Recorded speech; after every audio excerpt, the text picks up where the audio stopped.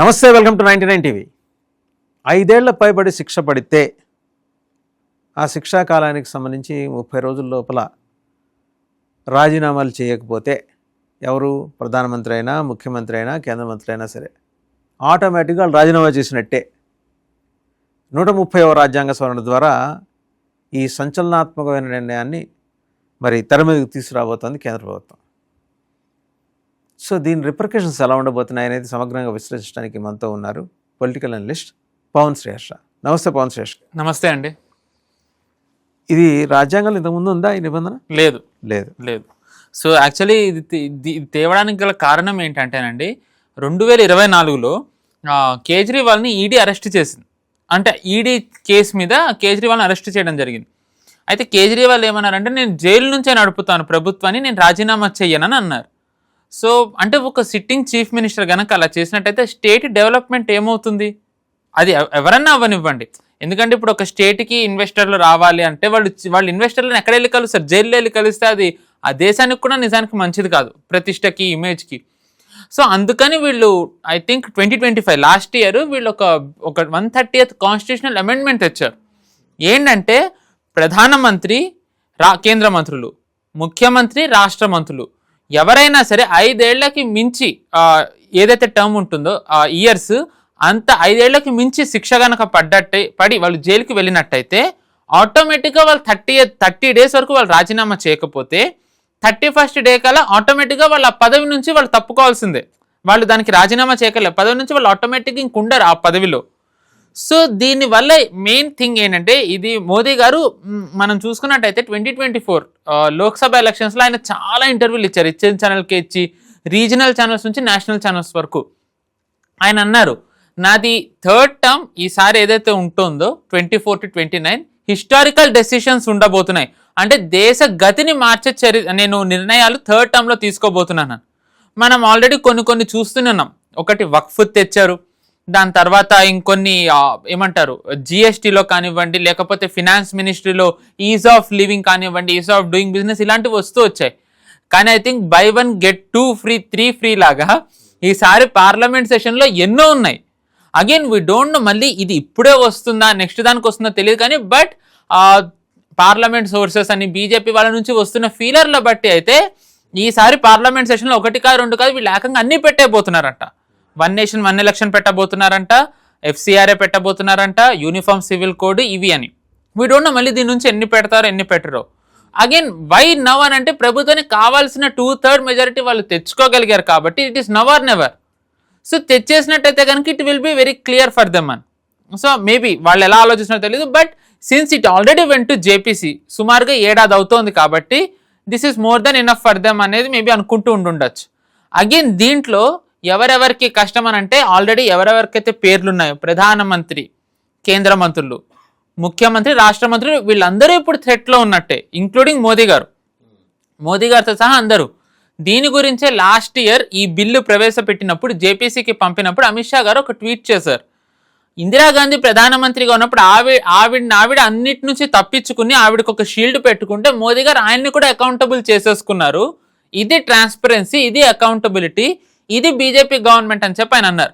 So వాళ్ళు ఏదైతే అప్పుడు ట్వీట్ చేశారో దానికి ఆయన అనుగుణంగానే ఇప్పుడు వెళ్తున్నారు. అండ్ అగైన్ ఇప్పుడు చాలా మందికి సందేహాలు ఏమునంటే, దీనికి కక్ష సాధింపు చర్యలు చేయొచ్చు కదా, ఎందుకంటే విపక్షాల్లో ఉన్న వాళ్ళని అరెస్టులు చేయించవచ్చు కదా అని అన్నారు. 100% కరెక్టే. ఇప్పుడు చాలా మంది మీద కేసులు ఉన్నాయి కాబట్టి అరెస్ట్ చేయించవచ్చు అని. కానీ at the end of the day BJP is political party. ఎవరు అవునన్నా కాదన్నా అందరూ ఒప్పుకోవాల్సిన నిజం. సో పొలిటికల్ పార్టీ అన్నప్పుడు వాళ్ళు ఒకళ్ళ మీద ఒక ఆరోపణ చేసినా, ఒకళ్ళ మీద ఒక విచారణ చేసినా, విచారణ కంటే ఒక ఎత్తు ముందరికి వెళ్ళి అరెస్ట్ చేసినా వాళ్ళకి రాజకీయ లాభం ఉందా లేదా అని చూసుకునే చేస్తారు. సో ఇలా పెట్టి అరెస్టులు చేయించినంత మాత్రం ప్రతిసారి ఆ చేయించిన పార్టీకి రాజకీయ లాభం వస్తుంది అని మనం అనుకోక్కర్లేదు. ఎందుకంటే దీనికి ఒక ఉదాహరణ ఉంది. వీళ్ళు అంటారు ఢిల్లీ ఓడడానికి కారణం ఏంటంటే కేజ్రీవాల్ని జైలుకి పంపడం వల్ల అని. బట్ టు బి ఆనెస్ట్ అది కాదు. ఎందుకంటే వాళ్ళవి స్కామ్లు అన్నీ ఉన్నాయి, నేతలు అందుబాటులో లేకపోవడం, XYZ ఇలాంటి రకరకాల కారణాల వల్ల ఓడారు. కానీ ఏంటంటే అందరూ ఢిల్లీదే ఉదాహరణ చెప్తారు, ఎందుకంటే it is a part of narrative building. కానీ మనం అవుట్ ఆఫ్ ఢిల్లీ ఇంకో రాష్ట్రం కూడా ఇలాంటిదే మనం ఉదాహరణ తీసుకున్నట్టయితే జార్ఖండ్. కేజ్రీవాల్ని అరెస్ట్ చేయించిన సమయంలోనే అటు ఇటుగా జార్ఖండ్లో హేమంత్ సోరెన్ కూడా అరెస్ట్ చేయించారు.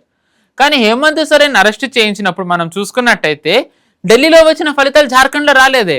2024 ఎలక్షన్లో అంటే 14కి 19కి ఎన్ని సీట్లు అయితే వచ్చాయో ఎంపీ సీట్లు దానికంటే బీజేపీకి తగ్గాయి. 24 అసెంబ్లీ ఎలక్షన్స్ గెలవలేదు. సో అంటే ఇది ఏమి ప్రతిసారి బీజేపీకి అడ్వాంటేజ్ అవుతుంది అని అనుకోవడానికి లేదు. ఇది బూమరాంగ్ కూడా అయ్యే అవకాశం ఉంది. బట్ స్టిల్ వాళ్ళు ఇది తెస్తున్నారు. అండ్ దాని తర్వాత సో ఏంటంటే it is double edge sport.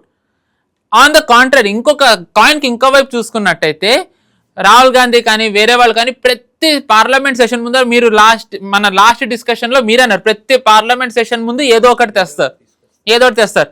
చాలాసార్లు మోదీ గారిని లక్ష్యంగా చేసుకుని తెస్తారు. పెగసెస్ కానివ్వండి, లేకపోతే అదానిది కానివ్వండి, ఇలాంటి రకరకాల కేసులు. ఇప్పుడు వీళ్ళు గనక కేసులు తెచ్చినట్టయితే వీళ్ళు కూడా కోర్టుకు వెళ్ళొచ్చు కదా. వీళ్ళ అంతిమంగా రాహుల్ గాంధీ ఎప్పుడు ఏమంటుండేవారు, మోదీ గారిని చెప్పులతో కొట్టే రోజు వస్తుంది. ఇంకో విపక్ష నేత వచ్చి కేజ్రీవాల్ అంటే చీపురుతో కొట్టే రోజు మోదీ గారికి వస్తుంది, ఆయన పాపాలో ఇంకా పండాయి ఎక్సెట్రా అన్ని అంటుంటారు. నిజంగా మోదీ గారు గనక అంత అవినీతి చేస్తే, లేకపోతే కేంద్రంలో మంత్రులు గనక అంత అవినీతి చేస్తే, మీ దగ్గర అంత సాక్ష్యాలు గనక ఉన్నట్టయితే ఇప్పుడు వీళ్ళు కోర్టులో ప్రవేశపెట్టచ్చు. అంతే కదా. కోర్టులో ప్రవేశపెట్టినట్టయితే గనక కోర్టే తీర్పిస్తుంది. 30 daysలో గనక ఒకవేళ వీళ్ళు రాజీనామా చేయకపోయినట్టయితే వీళ్ళందరూ దోషులే కదా. సో అంటే ఇదేంటంటే ఎవరైతే ఇది కేవలం బీజేపీకి మాత్రమే ప్లస్ అనుకుంటున్నారో కాదు, నిజానికి ఇది ఇప్పుడు విపక్షాలకి ప్లస్. ఎందుకంటే మనం చూస్తూ వస్తున్నాం ఇంటర్నేషనల్లీ మోదీ గారిని దించాలనే ఎజెండా చాలా నడుస్తోంది.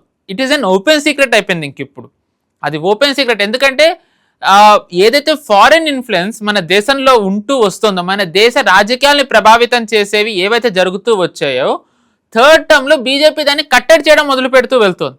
మనం వక్ఫ్ చూసాం. వక్ఫ్ దాంట్లో అంతా ట్రాన్స్పరెన్సీ ఉందని అన్నారు. ఉమీద్ పోర్టల్ ఏదైతే కేంద్రం ప్రవేశపెట్టిందో నిన్న వచ్చిన దాన్ని బట్టి సుమారు 11 నుంచి 15% అన్రిజిస్టర్డ్. అంటే వాళ్ళు సాక్ష్యాలు అంటే ఇది వక్ఫ్ దాని వాళ్ళు సాక్ష్యాలు చూపించలేకపోతున్నారు. సో దీంతో ఏమంటారు, ఈ ఇస్లామిక్ లాబీకి మోదీ గారు అంటే కోపం ఉంది.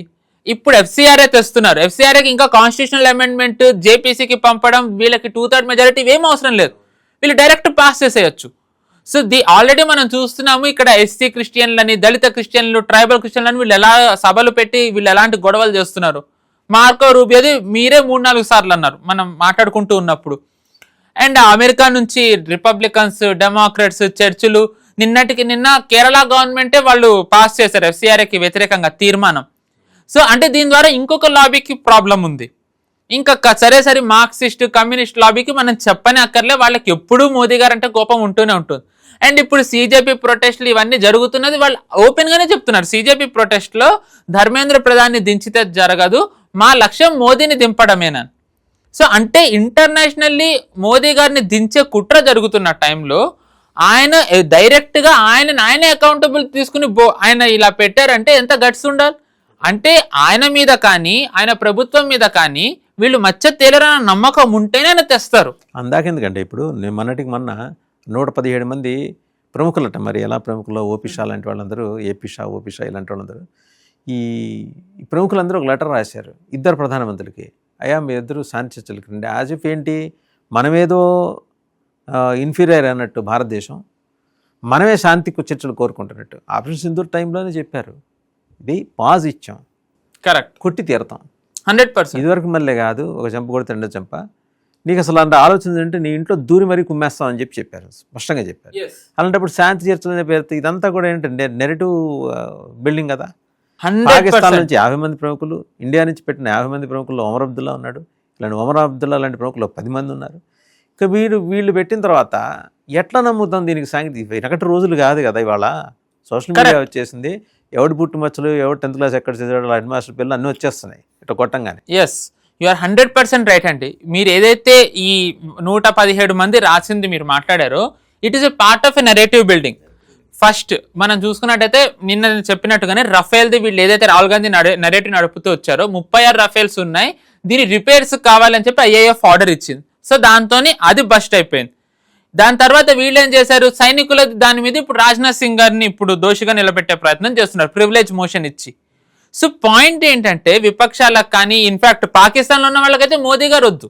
ఇప్పుడు మీరు ఈ 117 మందిది రాశారు కాబట్టి మనం దాంట్లో ఉన్న ఒక ఆయన గురించి చర్చించుకోవాలి, మణిశంకర్ అయ్యర్. అది అసలు బీజేపీ వాళ్ళకి ఆయన నిజానికి చెప్పాలంటే రకంగా 2014లో మోదీ గారు రావడంలో ఆయన పాత్ర చాలా కీలకం. ఒక ఛాయ్ వాళ్ళ ఎప్పటికీ ప్రధానమంత్రి అవ్వలేడు, అంతగా కావాలనుకుంటే మా కాంగ్రెస్ ప్లీనరీ మీటింగ్లో ఛాయ్ అమ్మే కాంట్రాక్ట్ ఇస్తాం మోదీకి అని అన్నారు. దాని తర్వాత ఇంకా మోదీ గారు గెలిచిన తర్వాత మణిశంకర్ అయ్యర్కి ఎంత కోపం వచ్చి ఎంత జీర్ణించుకోలేకపోతున్నారంటే ఆయన పాకిస్తాన్ వెళ్ళి లిటరల్ ఆయన పాకిస్తాన్ మీడియాలో కూర్చుని కాంగ్రెస్ పాకిస్తాన్ కలిపి మోదీని దించాలని అన్నారు. జస్ట్ ఇమాజిన్ అసలు వీళ్ళ మైండ్ సెట్ ఎక్కడికి వెళ్ళిందో చూడండి. ఒక ఆయన ఉన్నాడు యూకే వెళ్ళి అక్కడ ఆక్స్ఫర్డ్ యూనివర్సిటీలో ఒక ప్రాంగణంలో యూనివర్సిటీ ప్రాంగణంలో జరిగిన క్యాంటీన్ నిజానికి జరిగిందా ఒక దీంట్లో సమావేశంలో మాట్లాడుతూ మళ్ళీ మీరు మా దేశానికి వచ్చి మా నెత్తికి డ్యాన్స్ కట్టండి, మాకు అక్కడ మతోన్మాదుల చేతి నుంచి మాకు రక్షణ కల్పించారు. 200 ఏళ్ళు వాళ్ళు చేసిన దుర్మార్గంగా వాళ్ళు మన మీద నెత్తికి డ్యాన్స్ కడితే సిగ్గు లేకుండా మళ్ళీ వెళ్ళి వాళ్ళనే అడిగాడు. ఆయన పేరు నేను మర్చిపోయాను, మీకు తెలిస్తే చెప్పండి. రాహుల్ గాంధీ, మన ఎల్ఓపి రాహుల్ గాంధీనే కదా. రాహుల్ గాంధీవి ఇలాంటి ఉదంతాలు చాలా ఉన్నాయి. ఆయనవి క్రెడిట్ ఆయనవి గనక మనం చెప్పుకుంటూ వెళ్ళినట్టయితే చాలా ఉంటాయి. ఒకసారి అమెరికా వాళ్ళతో ఎవరితోనో మాట్లాడితే అమెరికా ఎందుకు భారత్ అంతర్గత విషయాలు ఇన్వాల్వ్ అవ్వట్లేదని అన్నారు, డైరెక్ట్ అడిగారు ఆయన. ఇంకా ఇంతకంటే ఇంకా అంటే వెస్టర్న్ ఇంటర్ఫీరెన్స్ కావాలి అంటే ఒక వ్యక్తి మీద ఒక పార్టీ మీద ఉన్న కోపంతో వీళ్ళు ఏ స్థాయికి వెళ్తున్నారో అని తెలుసుకోవడానికి ఇంతకంటే సాక్ష్యం ఏం కావాలి? సో ఎవరికి ఉండే ఇంట్రెస్ట్ వాళ్ళకు ఉంటుంది. ఇప్పుడు బీజేపీ వీళ్ళు జస్ట్ 12 ఏళ్ళు వీళ్ళు నిజానికి అధికారంలో దూరంగా ఉండేసరికి అమెరికా నాకు సాయం చేయాలి, ఇంకా ఎప్పటికీ 12 ఏళ్ళు రాహుల్ గాంధీ అమెరికా ఇంటర్ఫీర్ అవ్వాలి అని అనేసరికి ఐ థింక్ అప్పటికి 6 ఏళ్ళ 7 ఏళ్ళనే అయింది. వీళ్ళు దీనికి అమెరికా ఇంటర్ఫీర్ అవ్వాలి, యూకే ఇంటర్ఫీర్ అవ్వాలి, చైనా ఇంటర్ఫీర్ అవ్వాలి అని అన్నట్టయితే గనక బీజేపీ 82, 84, 91 ఐ థింక్ 84లో జరిగిన ఎన్నికలు 89, 91 ఈ అన్ని ఎన్నికల్లో బీజేపీ ఓడిపోయింది. అఫ్కోర్స్ 82లో ఫామ్ అయినప్పుడు లేదు, బట్ 84లో పోటీ చేసినప్పుడు 2, 89లో కొన్ని పెరిగాయి, 91లో పెరిగాయి, కానీ అధికారం వచ్చేంత లేదు. 3 సార్లు ఓడినా సరే వాళ్ళు విదేశీ వాళ్ళు ఇంటర్ఫీర్ అవ్వాలని అన్నారా? వాళ్ళు అనలే. 2004లో ఓడారు, 2009లో ఓడారు, 10 ఏళ్ళ అధికారానికి దూరంగా ఉన్నారు. కానీ ఎప్పుడైనా బీజేపీ అడిగిందా మాకు చైనా ఇంటర్ఫీర్ అవ్వాలి, పాకిస్తాన్తో మేము వెళ్ళి కూర్చుని పాకిస్తాన్ భారత్ కలిపి బీజేపీ కలిపి కాంగ్రెస్ ఓడించాలని అందా? ఎప్పుడు అనలేదు, యుఎస్ అనలేదు. సో ఎవరు దేశభక్తులు, ఎవరు ఈ దేశాన్ని కొల్లగొట్టి వాళ్ళు ఈ దేశ సార్వభౌమత్వాన్ని ఎవరు పణంగా పెట్టారనేది ఈ 2 పోలికలతో తెలిసిపోతుంది. సో ఏంటంటే ఇప్పుడు ఇది వీళ్ళకి బంపర్ ఆఫర్. మోదీ గారు ఏంటంటే నిజంగానే వీళ్ళకి ఆఫర్ ఇచ్చారు. ఏంటంటే మీకు నేను దిగాలని ఉంది కదా, నా మీద ఒక కేసు వేయండి, కేసు వేసి మీరు కోర్టులో నన్ను దోషిగా నిలబెట్టండి చూద్దామని. బట్ ఐ రియల్లీ బిలీవ్ వీళ్ళు ఇందులో మోదీ గారి కంటే ఎక్కువ అమిత్ షా గారిని లక్ష్యంగా చేసుకుంటారు. ఎందుకంటే at the end of the day Modi గారి ఫేస్, ఆయన పిఎం అందరికీ తెలిసిన, కానీ బీజేపీ ప్రభుత్వం కానివ్వండి, పార్టీ కానివ్వండి, నడిపించేది అంతా కూడా అమిత్ షా అనే సంగతి అందరికీ తెలుసు. I don't know whether I can say this or not, but ఢిల్లీలో ఎక్కువగా వినిపించే వార్తలు ఏంటి అంటే ఈవెన్ సంఘ్ మోదీ గారు కూడా కొన్ని అమిత్ షా గారికి వదిలేశారు. అంటే వాళ్ళకి ఇష్టం లేకపోయినా అమిత్ షా గారే ఒప్పించి ఆయన కొన్ని నిర్ణయాలు తీసుకుని దాన్ని అమలు చేస్తున్నారన్న వార్తలు ఉన్నాయి. దానికి ఒక ఉదాహరణ ఏంటంటే బీహార్ ముఖ్యమంత్రి సామ్రాట్ చౌదరి ఎన్నిక. నిజానికి సామ్రాట్ చౌదరిని సంఘ్ ఇష్టపడలేదు అన్న వార్తలు ఉన్నాయి. ఈవెన్ మోదీ గారు కూడా మనం వేరే ప్రత్యామ్నాయం చూద్దామని అనుకుంటే అమిత్ షా గారు ఒప్పించారంట, సమ్రాట్ చౌదరినే పెడదాం, ఇదే మనకి మంచిదని. అంటే ఆయనకున్న క్లౌట్ ఇప్పుడు ఎంతో చూడండి. అంటే దీన్ని బట్టి ఏంటంటే సంఘ్కి బీజేపీకి గొడవలు ఉన్నాయని కాదు, అమిత్ షా గారి మీద నమ్మకం. ద పాయింట్ ఈజ్ ఏంటంటే ఆయనకున్న నమ్మకం. అండ్ మనం ఆయన ఒక్కొక్కటి డెలివరీ ఇస్తూ వెళ్ళడం చూసాం. అండ్ ఇప్పుడు ఐ మీన్ మన దేశ చరిత్రలోనే ఇన్ని పార్టీలు ఉన్న టైంలో విపక్షం ఇంత వీక్గా ఇప్పటివరకు లేదు.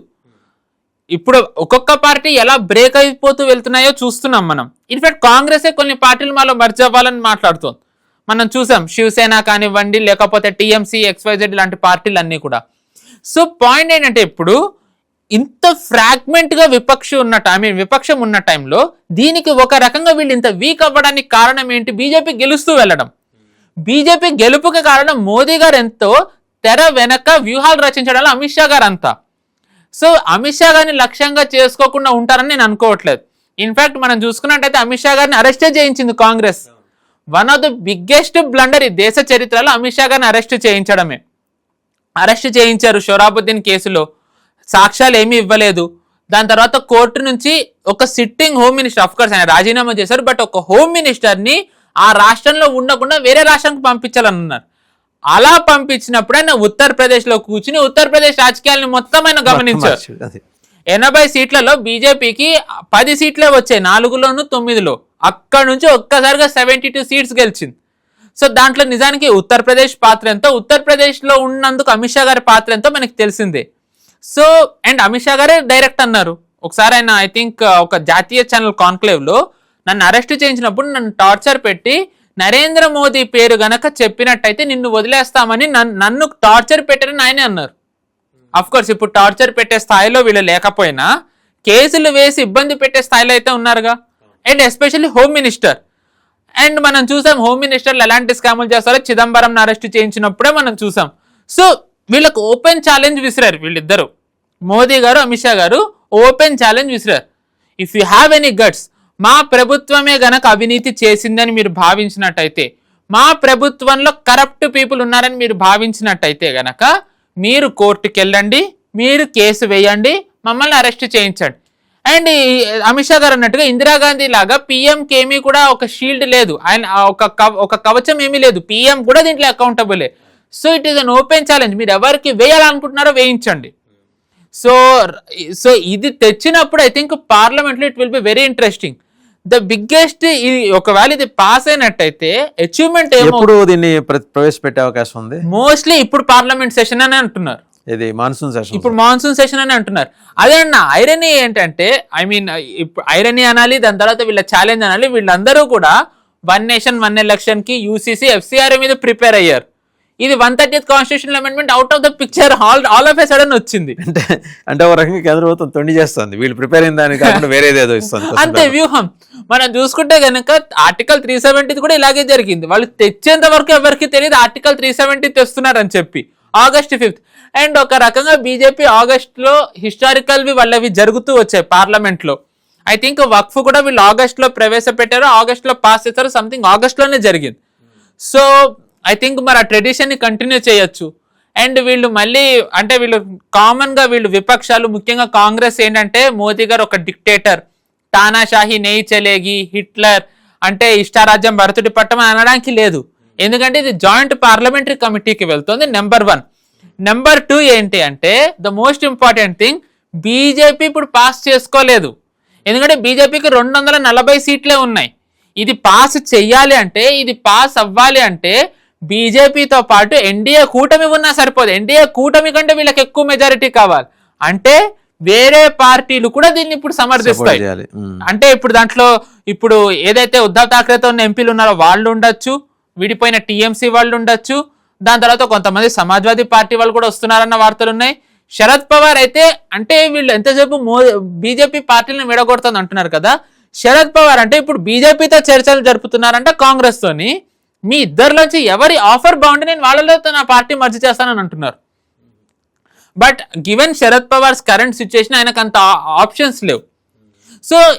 సో ఏంటంటే ఇప్పుడు విపక్షంలో ఉన్న వాళ్ళే చాలా మంది ఇప్పుడు దీన్ని సమర్థిస్తారు. అండ్ చాలా మంది అన్నారు వీళ్ళందరూ ఓటేస్తారా అని. టు బి ఆనెస్ట్, ఇలాంటి బిల్స్ వచ్చినప్పుడు ప్రతిసారి ప్రతి ఒక్కళ్ళు ఓటే వేయక్కర్లేదు. కొంత విపక్షంలో ఉన్న వాళ్ళు కొంతమంది ఆబ్సెంట్ అవ్వచ్చు, కొంతమందికి అబ్స్టైన్ అవ్వచ్చు, అబ్సెంట్ అవ్వచ్చు, అనారోగ్య కారణాలతో పార్లమెంట్కి రాకపోవచ్చు, రాంగ్ బటన్ నొక్కేసి వాళ్ళు తప్పు జరిగిందని అనొచ్చు. ఇలాంటివి మనం చాలా సార్లు ఘటనలు జరిగినవి చూస్తూనే ఉన్నాం. So what ever the case, ఇది నిజంగా చెప్పాలి అన్నట్టయితే ఇది హిస్టారిక్ బిల్, అంటే హిస్టారిక్ అమెండ్మెంట్ ఇది. దీని ద్వారా మనకి ఇంకొకటి ఏం జరుగుతుందంటే, అంటే మోదీ గారు ఆయన ప్రధానమంత్రి అయినప్పటి నుంచి ఆయన మెయిన్ లక్ష్యం ఏంటంటే 2047 వికసిత్ భారత్. ఆయన అది తరచు అంటూనే ఉంటారు. ఆల్మోస్ట్ ఆయన ఏ సభకి వెళ్ళినా, ఏ కాన్క్లేవ్కి వెళ్ళినా, ఏ ఇంటర్వ్యూ ఇచ్చినా ఆయన లక్ష్యం ఏంటంటే 2047 వికసిత్ భారతే నా లక్ష్యం అని మోదీ గారు అంటూనే ఉంటారు. సో మోదీ గారికి ఇప్పుడు 76 ఏళ్ళు, ఆయన ఎంతకాలం చేయగలరు? తర్వాత వచ్చేవాళ్ళే 2047 ఏదైతే మోదీ గారు ఒక లక్ష్యం ఉందో దాన్ని నెక్స్ట్ వచ్చే వాళ్ళే కాకుండా ఆ తర్వాత వచ్చే వాళ్ళు కూడా ఫుల్ఫిల్ చేయాలి. అలా ఫుల్ఫిల్ చేయాలి అంటే ఒక క్లీన్ పీపుల్ రాజకీయాల్లో ఉండాలి. అంటే వాళ్ళ ఓన్ ఎసెట్స్ సమకూర్చుకోవడం కాదు, దేశం ఎసెట్స్ పెరగాలి, దేశాభివృద్ధి జరగాలి, రాష్ట్రాభివృద్ధి జరగాలి అనేది. అది జరగాలి అంటే ఏం చేయాలి? యువత రాజకీయాల్లోకి రావాలి. మనం చూసుకుంటే గనక మన మైండ్స్లో కానివ్వండి, లేకపోతే మామూలుగా కూడా అందరికీ ఉండేది ఏంటి, రాజకీయాలు అంటే అరే నేను రాజకీయాల్లోకి వెళ్ళను, అది ఒక కరప్ట్ ఫీల్డ్, ఆ రాజకీయాల్లో మనం నిలబడలేం, అది అక్కడ చాలా పవర్ ఉన్నోడితే కరప్ట్ వాళ్ళే ఉంటారు, మనకు ఉండదని. సో ఇప్పుడు దీంతో ఏమవుతుంది, అకౌంటబిలిటీ వచ్చేసరికి కొత్త వాళ్ళు కూడా రాజకీయాల్లోకి రావచ్చు. అండ్ దీని తర్వాత మనం గమనించినట్టయితే ఇప్పుడు జరుగుతున్నది చూసుకుంటే ప్రాంతీయ పార్టీలు, కులాల ఆధారంగా నడుస్తున్న పార్టీలు, కుటుంబ పార్టీలు చిన్నాభిన్నం అయిపోతున్నాయి. ద మెయిన్ ఏవైతే మనం ప్రాంతీయ పార్టీలు అంటామో చాలా ఆందోళన కలిగించే అంశం. ఆందోళన అనేది ప్రాంతీయ పార్టీలు కుటుంబ పార్టీలు నడిపే వాళ్ళకి. కరెక్ట్, ప్రపంచం మొత్తానికి కాదు. కరెక్ట్. ఎందుకంటే మనం నిజానికి మనం పొద్దున వాళ్ళ కుటుంబ వ్యాపారాలు ఏమైపోవాలి, వాళ్ళు ఏర్పరచుకున్న కుటుంబ సామ్రాజ్యాలు ఏమైపోవాలి, కుప్ప కూలిపోతే ఏంటి భవిష్యత్తు ఏంటి? అంటే కేవలం జాతీయ పార్టీల మధ్య ఉండాలి అంటే వీళ్ళందరూ వెళ్ళి జాతీయ పార్టీల్లోనే చేరాలి అంటే ఓ రకంగా చెప్పాలి అంటే మనకు ఒకప్పుడు ఇలాగే ఇప్పుడు ఏవైతే మెజారిటీ పార్టీస్ ఉన్నాయో అవన్నీ కాంగ్రెస్ నుంచి వచ్చినవే. టు బి ఆనెస్ట్, వైఎస్ఆర్సీపీ కాంగ్రెస్ని వ్యతిరేకించి వచ్చింది, మమతా బెనర్జీ కాంగ్రెస్ని వ్యతిరేకించే పార్టీ పెట్టారు ఆవిడ, శరద్ పవార్ కాంగ్రెస్ని వ్యతిరేకించే పెట్టారు, ములాయం సింగ్ యాదవ్ కానివ్వండి, లాలూ ప్రసాద్ యాదవ్ జనతా పార్టీ నుంచి వచ్చిన వాళ్ళే. సో ఓ రకంగా ఇన్ఫాక్ట్ ఈవెన్ బీజేపీ ఒక్కడేంటంటే బీజేఎస్ నుంచి విలీనం చేసి మళ్ళీ సపరేట్ అయ్యారు. సో ఇప్పుడు రకంగా మనం ఏదైతే ప్రాంతీయ పార్టీలు అంటున్నామో నిజానికి వీళ్ళ రాజకీయ పబ్బం గడుపుకోవడానికి వీళ్ళు రకంగా ప్రాంతీయవాదం అనేది రెచ్చగొట్టి దాంట్లో మళ్ళీ నిజంగా ప్రాంతీయవాదం ఉంటుందంటే దాంట్లో మళ్ళీ కులంగా ఉంటుంది. మనం పేర్లు ఎత్తకపోయినా మనకు తెలిసిందే సో కాల్డ్ ప్రాంతీయ పార్టీలన్నీ కూడా కులం ఆధారంగా నడిచేవే. ఆ కులంలో ఏంటి మళ్ళీ వాళ్ళే కులాంది ఉండేలా చాలా రేర్ ప్రాంతీయ పార్టీలు అవుట్ ఆఫ్ దిస్ ఉన్నాయి. ఐ డోంట్ నో వెదర్ ఏమైనా ఉన్నాయో లేదో కూడా మనం చూసుకోవడానికి లేదు. సో కుటుంబం వాళ్ళ కుటుంబాన్ని నడుపుకోవడానికి మీరు ఎగ్జాక్ట్గా అన్నట్టుగా వాళ్ళ వ్యాపారాలు నడుపుకోవడానికి వాళ్ళు ప్రాంతీయ పార్టీ అనే పేరు పెట్టి దాంట్లో వాళ్ళు కులంది వాళ్ళు ఒక ఎజెండాగా చేసుకుని ఎవరైతే నడిపారో ఈ రోజు ఒక్కొక్కళ్ళు వాళ్ళు చేసిన తప్పులకి జనాలే వాళ్ళకి శిక్ష వేస్తున్నారు. నిజానికి ఈ రోజు శరద్ పవార్ అనే ఆయన నిజానికి చెప్పాలంటే ఆయనని మహారాష్ట్ర చాణక్య ఎక్సెట్రా అనే ఆయన ఈ రోజు ఎక్కడున్నారు? ఆయన బయటకు వచ్చి చెప్తున్నారు నా పార్టీ ఎమ్మెల్యేలు అందరూ నాతో ఉన్నారంటే మీమ్స్ వస్తున్నాయి. నీ పార్టీ ఎమ్మెల్యేలు 10 మందితోని ఎవ్వరు ఏమీ చేయలేరు. క్వశ్చన్ ఏంటంటే నీ దగ్గరున్న 8 మంది ఎంపీలు నీతోని ఉన్నారా? అది కదా చెప్పాలని అంటున్నారు. మమతా బెనర్జీ సరే ఆవిడ ప్రాంతీయవాదం దాటి ఏకంగా విచ్ఛిన్నవాదంలోకే వెళ్ళిపోయారు ఆవిడ. ఈ రోజు ఆవిడ పరిస్థితి ఎలా ఉందో మనం చూస్తున్నాం. ఏ ఎలక్షన్ కమిషన్ అయితే వ్యతిరేకించి ఏ జ్ఞానేష్ కుమార్ గారిని అయితే వీళ్ళు దూషించి తిట్టారో ఈ రోజు ఆయన ముందే దేహి అని కూర్చుని మాకు న్యాయం చేయండి అని కూర్చున్నారు. దాని తర్వాత మనం చూసుకున్నట్టయితే గనక ఉద్ధవ్ ఠాక్రే పార్టీ, పేరుకు ఉద్ధవ్ ఠాక్రే పార్టీ నిజానికి హిందుత్వ ఇవి అన్నా they were always inclined in to caste politics, Maratha రాజకీయాలు వాళ్ళు నడుపుతూ వచ్చారు. సో ఈ రోజు వాళ్ళ అస్తిత్వం ఎక్కడికి వెళ్ళింది? మనం బీహార్లో చూసుకుంటే ఆర్జేడీ పరిస్థితి ఇప్పుడు అలాగే ఉంది. యాదవ్ ముస్లిం యాదవ్ అన్నారు. సమాజ్వాదీ పార్టీ అఖిలేష్ యాదవ్ది కూడా ఈరోజు ముస్లిం యాదవ్ పరిస్థితి వాళ్ళది కూడా చూస్తున్నాం. సో ఏంటంటే ఈ థర్డ్ టర్మ్లో బీజేపీ గెలుస్తూ వెళ్ళడంతో ఓ రకంగా పార్టీలు వాళ్ళ అస్తిత్వం కాపాడుకోవడానికి మీరు అన్నట్టుగా అయితే వాళ్ళు జాతీయ పార్టీతో విలీనం అయ్యే పరిస్థితికి వచ్చింది, లేదు అంటే కనుక వాళ్ళు ఇంకా రాజకీయ పార్టీ నుంచి తప్పుకోవాల్సిన పరిస్థితి వచ్చింది. అగైన్ మళ్ళీ దీంట్లో కూడా నిజానికి బీజేపీ ఎవరిని కలుపుకోవట్లే.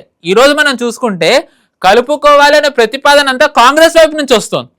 మనం చూసుకున్నట్టయితే కనుక మమతా బెనర్జీ విలీనం అవ్వాలి అని చెప్పి కాంగ్రెస్ వాళ్ళు అంటున్నారు, శరద్ పవార్ విలీనం అవ్వాలని కాంగ్రెస్ అంటోంది. నెరేటివ్స్ అని కాంగ్రెస్ ఇస్తుంది. కానీ ఎక్కడా కూడా బీజేపీ విలీనం అవ్వాలని అనట్లేదు. అగైన్ దానిలో బీజేపీది కూడా ఒకటి ఏంటంటే ఎవరైతే ఇటువైపు ఉన్నారో బీజేపీ వాళ్ళందరినీ కరప్ట్ అన్న వాళ్ళందరినీ తెచ్చుకున్నట్టయితే బీజేపీ ఇమేజ్ డ్యామేజ్ అవుతుంది. కాబట్టి వాళ్ళు ఏం చేస్తున్నారు, అక్కడ ఉన్న వేరే పార్టీని దే ఆర్ కీపింగ్ దెమ్, అంటే వాళ్ళని ఒక ప్లాన్ బి కింద పెట్టుకుని వాళ్ళలో అందరినీ విలీనం చేసుకుంటున్నారు. బాస్ మేమందరం క్లీన్, సో మాకేం సంబంధం లేదని. So it is a pure politics. ఇప్పుడు ఈ సమావేశంలో దీన్ని ప్రవేశపెట్టే అవకాశం ఉందా ఈ మాన్సూన్ సెషన్స్? 99%. ఎందుకంటే BJP got the absolute majority. ఈ మెజారిటీ వాళ్ళకి కిందకి వెళ్ళేసరికి వింటర్ సెషన్ లో ఉంటుందో లేదో మనకి తెలియదు. ఎందుకంటే మేబీ డౌన్ ద లైన్ వీళ్ళు 1 నేషన్ 1 ఎలక్షన్ కి వెళ్ళాలి అనుకున్నట్టయితే గనక ప్లాన్స్ అన్ని చాలా చక్కచక్క ఇంప్లిమెంట్ అవ్వాలి. సో మోదీ గారికి ఇప్పుడు అంటే మన లాస్ట్ 1 year నుంచి ఇప్పటి వరకు చూసుకున్నట్టయితే క్రొనాలజీ సంచి అమిత్ షా గారిది ఉన్నట్టుగా స్టెప్ బై స్టెప్ ఆయన ఒక్కొక్కటి చేసుకుంటూ వెళ్తున్నారు. వక్ఫ్ దాని ద్వారా ఈ ఇస్లామిక్ వాళ్ళు ఎవరైతే బాగా అసెట్స్ సమకూర్చుకుని ఉన్నారో వాళ్ళది వీకెండ్ చేయడం మొదలు పెట్టారు. FCRA ద్వారా మనం చూస్తున్నాం ఎవరికైతే ఫారెన్ ఫండ్స్ వస్తాయో వాళ్ళని వీక్ చేస్తున్నారు.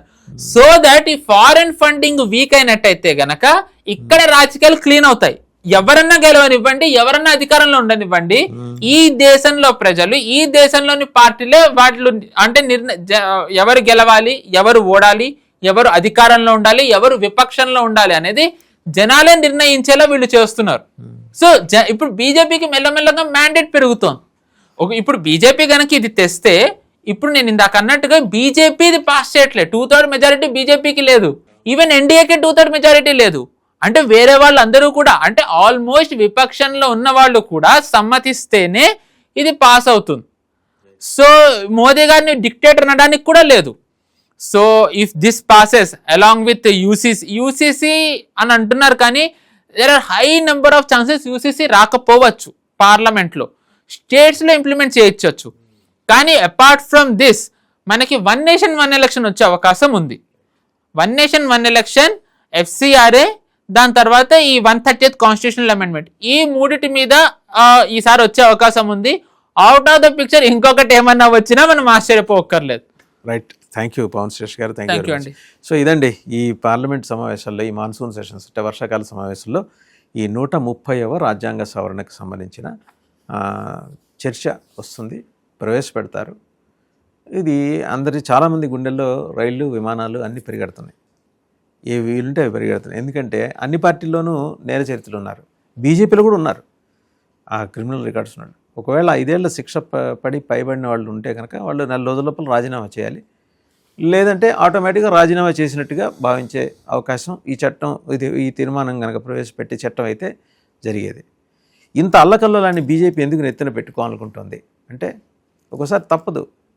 యుద్ధంలో మనం గెలుస్తాం ఫర్ ష్యూర్ అని తెలిసిన తర్వాత కూడా మన వైపు నుంచి కూడా వీర సైనికుల మరణాలు ఉంటాయి. సో ఇక్కడ మరి అవినీతి పంకిలంలో కూరుకుపోయో లేకపోతే ఇతరత్ర నేర చరిత్రలో ఉండి శిక్షలు పడో ఉన్నవాళ్ళు ఉంటే వాళ్ళకి వెళ్ళిపోవాల్సిందే. ఓ రకంగా దీన్ని ప్రక్షాళన చేసే ప్రక్రియ, పూర్తిగా కడిగి శుద్ధి చేసే ప్రక్రియ, నేర చరిత్రల్ని తగ్గించడం. ఈ ఉద్దేశం మంచిది కాబట్టి ఇది చట్టం అయ్యే అవకాశం ఉంది. ఈ తీర్మానం, ఈ సవరణకు సంబంధించిన తీర్మానం చట్టం అయ్యే అవకాశం ఉందని అనుకుందాం. సో ఇన్ఫ్యాక్ట్ ప్రతిపక్షాలంతా మ్యాథమెటిక్స్ ప్రిపేర్ అయ్యి వస్తే కేంద్ర ప్రభుత్వం కెమిస్ట్రీ పేపర్ ఇవ్వబోతుంది రేపొద్దున. ఎలా ఫేస్ చేయబోతున్నాయో విపక్షాలు వేచి చూడాలి. Thank you very much. Thank you అండి, నమస్తే.